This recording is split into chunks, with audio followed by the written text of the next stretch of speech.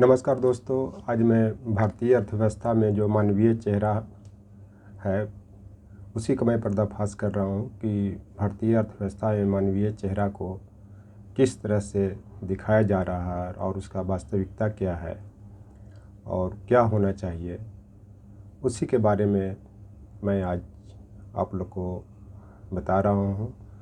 तो भारतीय अर्थव्यवस्था में के जो मुख्य रूप से मानवीय अर्थव्यवस्था के लिए बनाया जाता है, तो मानवीय अर्थव्यवस्था में गरीब कल्याण, अच्छा व्यवहार और निष्पक्षता को शामिल किया जाता है। गरीब कल्याण की बात क्या है? जिसमें गरीब के कल्याण की बात हो, गरीब कल्याण के लिए बेरोजगारी नहीं हो या कम से कम बेरोजगारी हो, लोगों को सरकारी नौकरी मिले, लोगों को मान सम्मान मिले, लोगों के साथ अच्छा व्यवहार किया जाए, निष्पक्षता हो।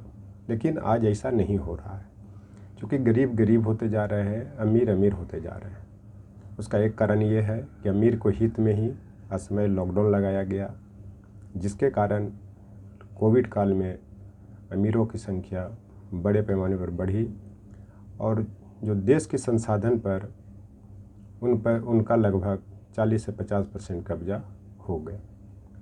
लोगों के साथ अच्छा व्यवहार नहीं किया जा रहा है, या हिंदू मुस्लिम संप्रदाय में बांटा जा रहा है, दलित स्वर्ण में बांटा जा रहा है, अमीर गरीब में बांटा जा रहा है। तो ये जो अच्छा व्यवहार, किसी के साथ अच्छा व्यवहार नहीं किया जा रहा है, व्यवहार उसी के साथ किया जा रहा है जो उनका लंबे समय से झंडा ढो रहे हैं, विचारधारा से जुड़े हुए हैं। जबकि सरकार का ये कर्तव्य बनता है कि वो उनको वोट दे चाहे नहीं दे, उनके पार्टी में शामिल हो चाहे नहीं हो, वो देश के नागरिक हैं, वो गार्जियन है। जैसे एक घर में 4 बच्चे हैं और 2 बच्चे नालायक निकल जाते हैं, फिर भी गार्जियन का ये फर्ज बनता है कि उनका केयर करे, उनको सुधारे।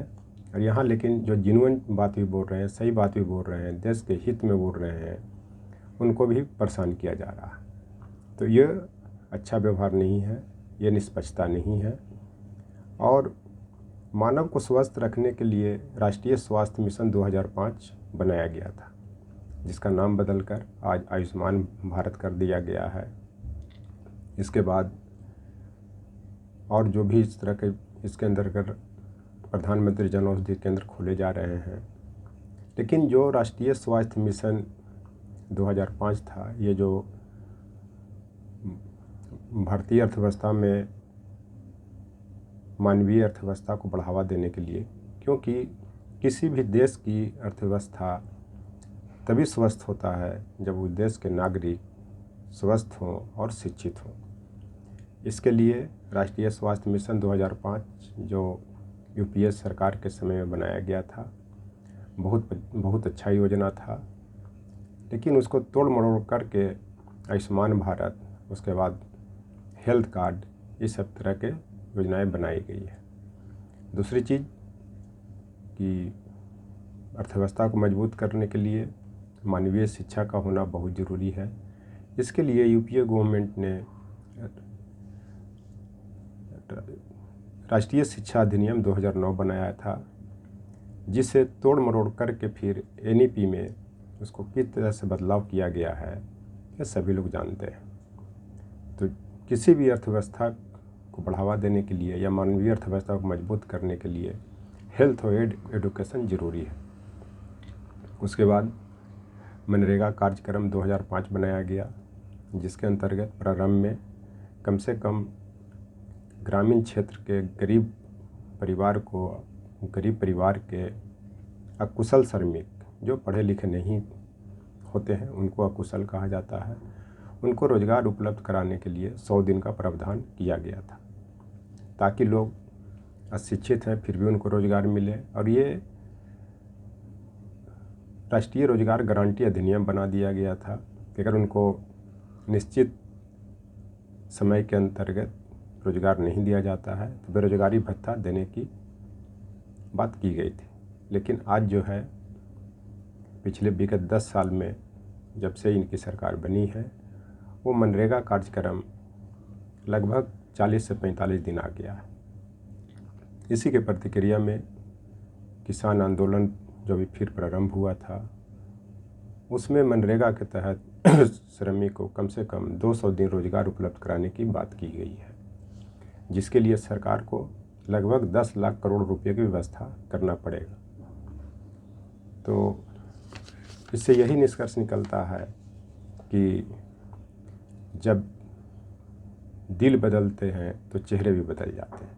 कहने का मतलब है कि जब सरकार आती है तो बहुत बड़े बड़े वादा करके आते हैं, लेकिन जब इनको दिल किसी और पूंजीपति लोगों से लग जाता है तो इनका चेहरा केवल पर्दाफाश हो जाता है और इनके चेहरे के अंदर सिर्फ अमीर वर्ग ही नज़र आते हैं।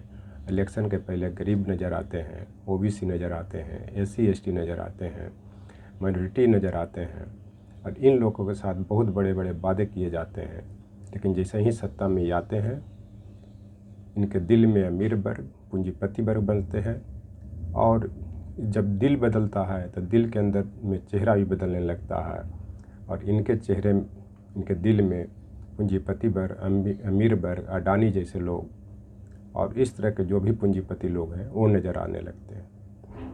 इसीलिए कहा जाता है कि दिल बदलता है तो चेहरा भी बदल जाता है। इसी के लिए राष्ट्रीय देश के गरीब लोगों के लिए को खाद्यान्न उपलब्ध कराने के लिए राष्ट्रीय खाद्य सुरक्षा अधिनियम 2013 बनाया गया था। इसमें मिनिमम प्राइस पर लोगों को खाद्यान्न देने की बात की गई थी, लेकिन इसी को नाम बदल करके इस सरकार ने प्रधानमंत्री गरीब कल्याण अन्न योजना कर दिया और वोट बैंक की राजनीति करने के लिए इसे अगले 5 वर्ष तक मुफ्त में अनाज उपलब्ध कराने की बात की गई है ताकि लोग वोट दें। वोट मिलते ही हो सकता है कि फिर ये भी कार्यक्रम कोई ये बोरिया बिस्तर बंद करके ताखा पर रख देंगे ताकि फिर गरीब की वही स्थिति बन जाए, फिर वही इसी तरह का संघर्ष करते रहें। लेकिन इनका बहुत सा प्लानिंग है जो पहले से चला आ रहा था, इलेक्शन के बाद बदल जाता है, जब चुनाव जीतते हैं तो बदल जाता है। तो इसी के लिए जो कहा जाता है कि अभी जो मनरेगा के लिए जो चलाया राष्ट्रीय खाद्य सुरक्षा अधिनियम को किस तरह से तोड़ मोड़ कर दिया गया है, इसी के संदर्भ में एक RTI एक्ट 2005 बनाया गया था, जिसके अंतर्गत पारदर्शिता की बात की गई थी, खुलापन की बात की गई थी और ये लोकतंत्र के 4-5 जो स्तंभ माने जाते हैं उसमें पारदर्शिता, खुलापन, रिस्पॉन्सिबिलिटी, उत्तरदायित्व,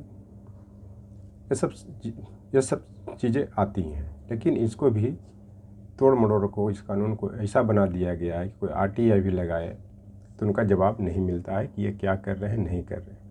उसका बहुत सा उदाहरण है। अभी आप लोग ने देखा इलेक्शन बॉन्ड को लेकर के जो माननीय सर्वोच्च न्यायालय का निर्णय आया, तब इसका खुलासा हुआ है। तो ये लोकतंत्र की एक तरह से हत्या होती है। तो इसी ने भी पर भी एक शेर कहा गया है कि सभी ने लगाया है चेहरे पे चेहरे, किसे याद रखे किस भूल जाए। लेकिन इस सरकार में पता ही नहीं चलता है कि कौन क्या कर रहा है और सबने चेहरे पे चेहरे लगाए हुए हैं। चेहरे पे चेहरे लगाने का मतलब ये है कि बोलते कुछ हैं, करते कुछ हैं, इनके दिल में क्या चलता है कुछ पता नहीं चलता है। उसका उदाहरण कि जब सरकार बनते ही 2008 नवंबर 2016 को डिमोनेटाइजेशन करते हैं, असमय लॉकडाउन लगाते हैं, फिर बड़े बड़े वादे करते हैं, लेकिन सारे वादे ख़त्म हो जाते हैं। तो इसी के संदर्भ में शेर कहा गया है कि सभी ने लगाया है चेहरे पे चेहरे, किसे याद रखे किस भूल जाए। इसी पर एक और शेर कहा गया, सुना है हर चेहरे के पीछे 2 चेहरे होते हैं। मेरा कहने का मतलब है कि बस एक चेहरा है, वो है इनका RSS और इसके जो आगे वाले 2 चेहरे हैं वो अमित शाह, मोदी जी हैं। तो हर चेहरे के पीछे 2 चेहरे यही हैं कि ये लोग आगे अपने उढाल बने हुए हैं, ये दोनों को तलवार बनाए हुए हैं। अब ये 2 लोग आगे खेल रहे हैं और जो लोग अनपढ़ लोगों से या जो धार्मिक कट्टरवाद से जो प्रेरणा लेते हैं वो देश की अर्थव्यवस्था बर्बाद हो गई होगी, मानवीय अर्थव्यवस्था बर्बाद हो गई होगी, जिसे बचाने का जिम्मेवारी पूरे देश के वासियों पर है। इसी पर एक और कहा गया, जो दिखता है जैसा वो वैसा होता नहीं। कहने का मतलब है कि ऊपर से ये लोग कभी आंसू बहाते हैं, कभी बड़े बड़े वादे करते हैं, लेकिन वैसा होता नहीं है, बल्कि आज के देश में जो देखा जाए तो मानवीय अर्थव्यवस्था लगभग ध्वस्त हो चुका है, क्योंकि सामने नहीं आता है। इस चलते कि इन लोग मीडिया को कंट्रोल किए हुए हैं और जो भी इस तरह के इंस्ट्रूमेंट हैं उनको कंट्रोल किए हुए हैं। मीडिया भी इन्हीं लोग के भज रहे हैं। Thank you.